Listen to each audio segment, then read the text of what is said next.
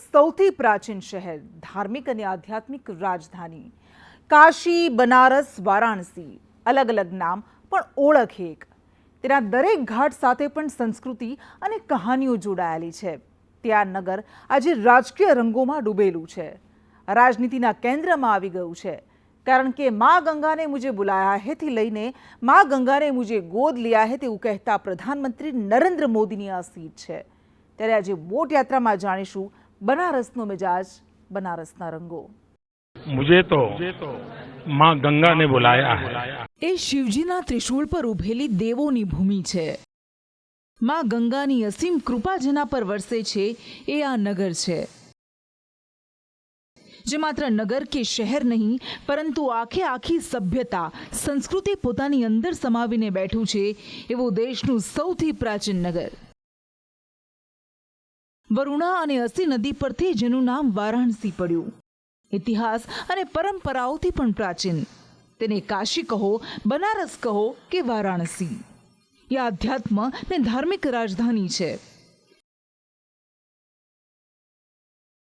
શ્રી કાશી વિશ્વનાથ મંદિર ને માँ ગંગા સાથે અતૂટ સંબંધ ધરાવતું કાશી હજારો વર્ષથી ભારતનું સાંસ્કૃતિક અને ધાર્મિક કેન્દ્ર રહ્યું છે.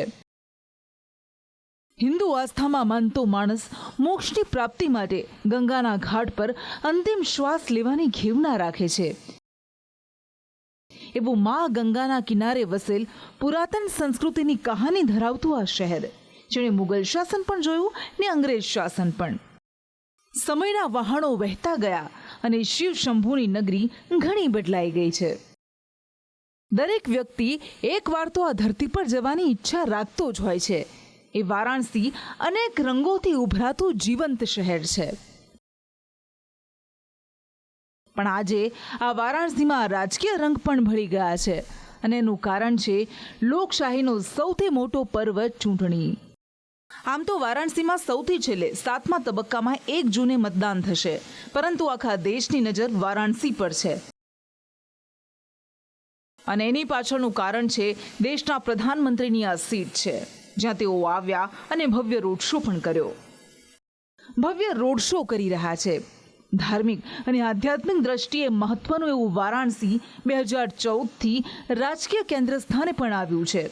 કારણ કે નરેન્દ્ર મોદીને પ્રધાનમંત્રી ભલે આખા દેશે બનાવ્યા, પરંતુ વારાણસીએ તેમને પોતાના સાંસદ બનાવીને સંસદમાં મોકલ્યા. કેમ આખા દેશમાં નરેન્દ્ર મોદીએ વારાણસીને પસંદ કર્યું, એની પાછળ પણ કેટલાક કારણો છે.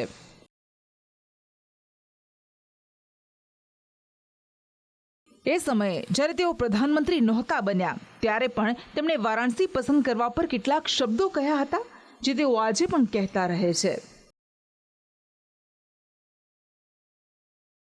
पहले मैं सोच रहा था कि भारतीय जनता पार्टी ने मुझे यहाँ भेजा है, फिर लगता है शायद मैं काशी जा रहा हूँ, लेकिन आज यहाँ आने के बाद लगता है कि न मुझे किसी ने भेजा है न मैं यहाँ आया हूँ, मुझे तो माँ गंगा ने बुलाया है.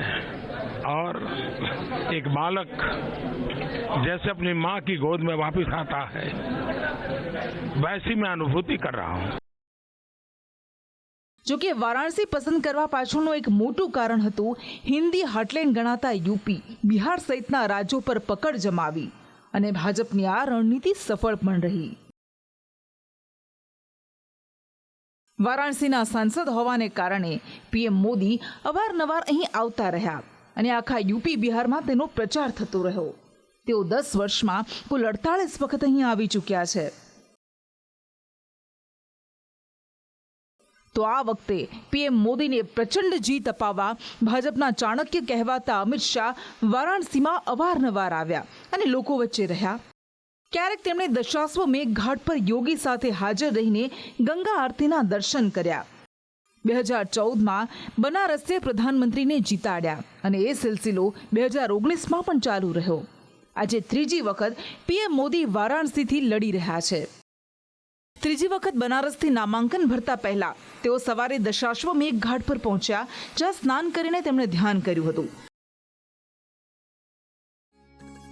અને તે બાદ તેમણે બાબા કાલ ભૈરવ મંદિરમાં પૂજા કરી, આરતી ઉતારી આશીર્વાદ લીધા. એ સમયે પણ મંદિરની બહાર નીકળ્યા ત્યારે લોકોએ તેમનું પુષ્પવર્ષા કરીને સ્વાગત કર્યું. તો છેક બિહારથી એક સમર્થક મોદીના નામાંકન સમયે કાશી પહોંચ્યા તો કોઈ ગુજરાતથી પહોંચ્યું. मेरे श्री राम रूपी माननीय प्रधानमंत्री नरेंद्र दामोदर दास मोदी जी की जहाँ जहाँ सभा होती है मैं इसी रूप में सभा का साक्षी बनने के लिए आ जाता. જે બાદ પ્રધાનમંત્રીએ ત્રીજી વખત કાશીથી નામાંકન ભર્યું. તે સમયે રક્ષામંત્રી રાજનાથસિંહ, ગૃહમંત્રી અમિત શાહ, ભાજપ રાષ્ટ્રીય અધ્યક્ષ જેપી નડ્ડા, યુપીના સીએમ યોગી આદિત્યનાથ સહિતના દિગ્ગજો ઉપસ્થિત રહ્યા. પણ આ નામાંકન પહેલા 13 મે તેમણે કાશીમાં ભવ્ય રોડ શો કર્યો. ત્યારે કાશીની ગલીઓ જાણે કેસરિયા રંગમાં રંગાઈ ગઈ. કાશીની દુલ્હનની જેમ શણગારાયું. 6 કિલોમીટરના રોડ શો દરમિયાન મરાઠી, ગુજરાતી, બંગાળી, તમિલ, તેલુગુ, પંજાબી સહિત અલગ અલગ પરંપરાગત વેશભૂષા સાથે લોકોએ તેમનું સ્વાગત કરી મિની ભારતની ઝલક દેખાડી. અલગ અલગ જગ્યાએ પુષ્પવર્ષા પણ કરાઈ.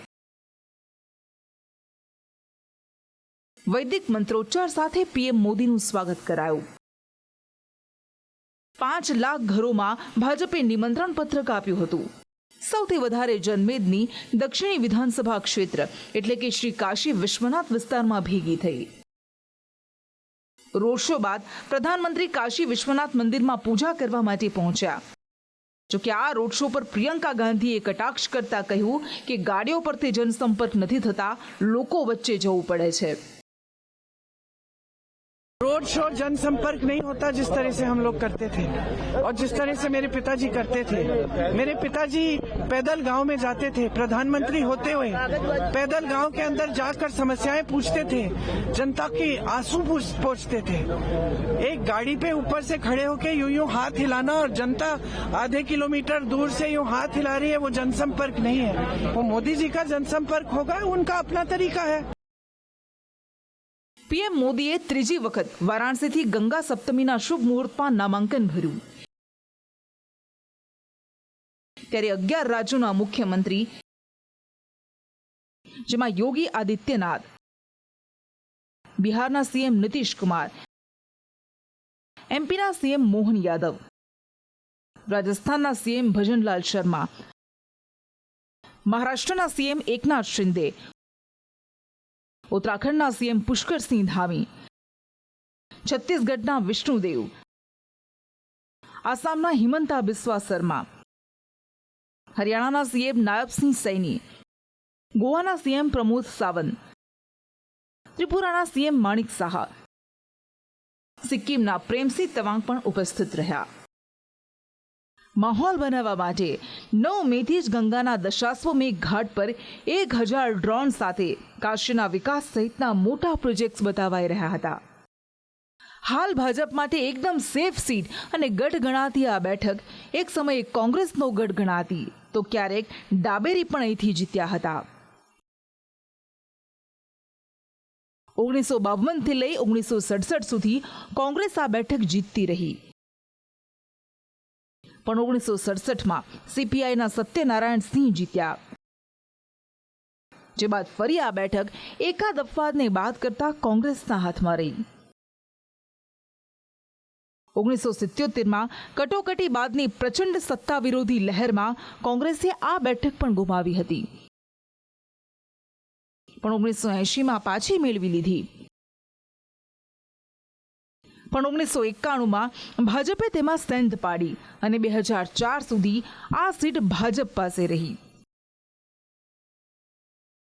જે બાદ 2004માં ફરી કોંગ્રેસ પાસે ગઈ. પણ 2009માં ભાજપના દિગ્ગજ નેતા મુરલી મનોહર જોશીને વારાણસીએ સાંસદ બનાવીને મોકલ્યા. આ વારાણસીનો રાજકીય ઇતિહાસ રહ્યો છે અને આજે આ વારાણસી રાજકીય રંગોમાં રંગાઈ ગયું છે. પણ આ પ્રાચીન શહેર કેટલું બદલાયું છે, પ્રાચીનતાની સાથે અર્વાચીન બન્યું છે કે કેમ, એના વિશે અહીંના લોકો એક સૂરે કહે છે કે મોદીએ કાશીની કાયા પલટ કરી નાખી છે. और जिस तरह से जो काशी विश्वनाथ जी का यहाँ पर उन्होंने कॉरिडोर का जो उद्घाटन किया, जो बनाया, हम जैसे श्रद्धालु के लिए तो काफी अच्छी की बात है। जो भी हम भी यहाँ पर जो देखते हैं, जो खुशी होती है, जो उत्साह आता है हमें, वो अभी मोदी जी दे सकते थे और अब मोदी जी दिए हैं।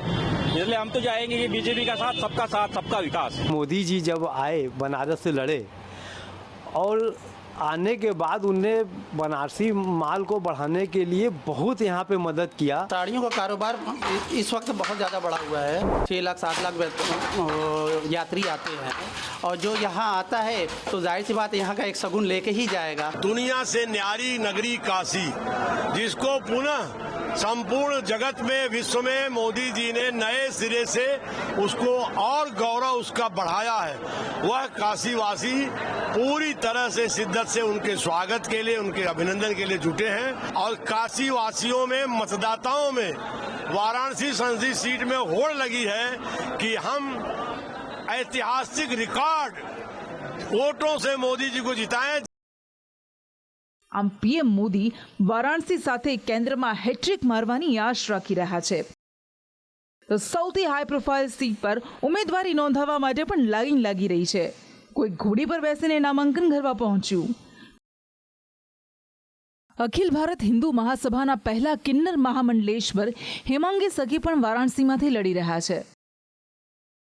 જોકે પીએમ મોદી માટે આ મુકાબલો ઘણો આસાન છે, કારણ કે ગત વખતે પણ તેઓ 4,80,000 વોટ સાથે જીત્યા હતા, જ્યારે સપાની શાલિની યાદવ બીજા ક્રમે રહી અને આ વખતે પણ કોંગ્રેસમાંથી લડી રહેલા અજય રાય એ સમયે ત્રીજા ક્રમે રહ્યા હતા.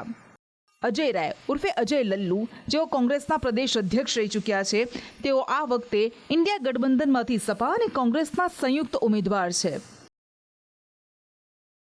इंडिया गठबंधन की वेव चल रही है। निश्चित तौर से इंडिया गठबंधन की सरकार 4 जून को बनेगी। पूरे बनारस में कैमरा ऑन करके आप देखिएगा, होर्डिंग किसकी लगी है? किसी और भी कैंडिडेट की होर्डिंग लगी है? किसी और का प्रचार हो रहा है? क्यों? यही एक है कैंडिडेट, हम लोग नहीं हैं। मैं बनारस काशीवासी हूँ, बनारस में बैठा नहीं हूँ, मेरा घर है जहाँ मेरी पैदाइश हुई है। मैं इसी मिट्टी का जन्मा हूँ, इसी माँ गंगा की गोद का हूँ। एक भी वादे पूरे नहीं हुए, सारे वादे जस के तस रखे हैं। इस नाते पूरी जनता इस बार बदलाव के मूड में है और निश्चित तौर से मोदी जी को यहाँ से हम लोग बैरंग भेज देंगे। આ બધા વચ્ચે કોમેડિયન શ્યામ રંગીલા, જે પણ વારાણસીથી પીએમ મોદીને અપક્ષ ઉમેદવાર તરીકે ટક્કર આપવા મથી રહ્યા છે. जब मैंने सूरत का मामला देखा तो मुझे बहुत दुख हुआ, लेकिन फिर भी मैंने उस पर कॉमेडी बनाई. लेकिन फिर जब इंदौर में सेम चीज़ हुई तो मुझे बहुत दुख हुआ. मैंने कहा ये अब इसके बारे में कोई आवाज़ ही नहीं उठा रहा है. मतलब एक पार्टी के कैंडिडेट उसमें जा रहे हैं और वो पार्टी भी कुछ नहीं बोल रही है. और अब मैंने सूरत का मामला देखा, इंदौर का मामला देखा, तो मुझे लगा वाराणसी से लड़ना चाहिए, क्योंकि वाराणसी की जो सीट है उस पर पूरे देश की नज़र है. वाराणसी जो है वो पूरा एक देश में मान करके चल रहा हूँ और वहाँ पर मोदी जी लड़ रहे हैं. मोदी जी का संसदीय क्षेत्र है, वहाँ से मोदी जी के सामने मैं लड़ूंगा तो मैं ये बात पूरे देश को कह पाऊंगा कि ये गलत हो रहा है, ये बिल्कुल नहीं होना चाहिए. જો કે આ બધા સ્વતંત્ર ઉમેદવારો સામે ટેકેદારો ભેગા કરવાથી માંડીને અનેક પડકારો છે, એટલે વાસ્તવમાં કેટલા લડી શકશે એ પણ સવાલ છે.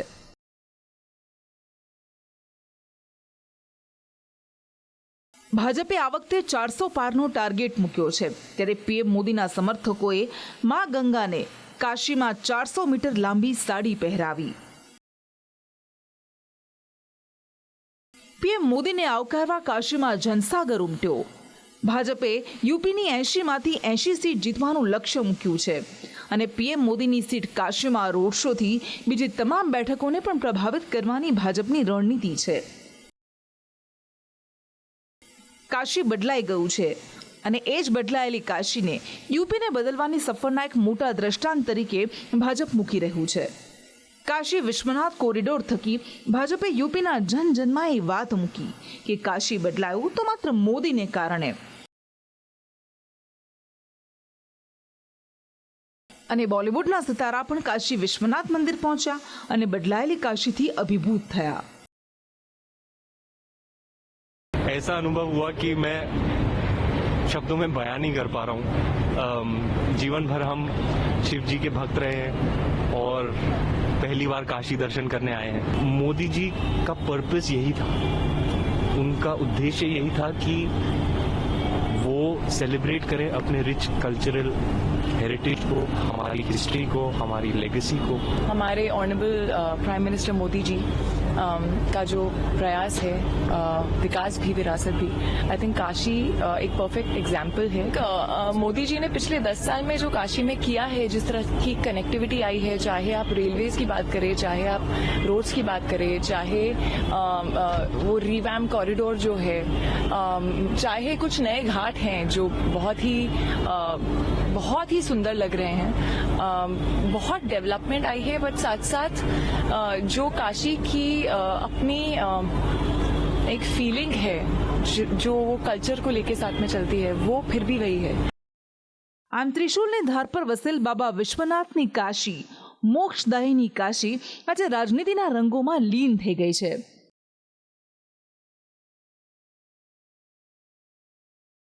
મોદીની લહેરને અન્ય પક્ષો કેટલી રોકી શકશે, કેટલી ટક્કર આપશે, તે તો કાશીની જનતા 1 જૂને નક્કી કરશે।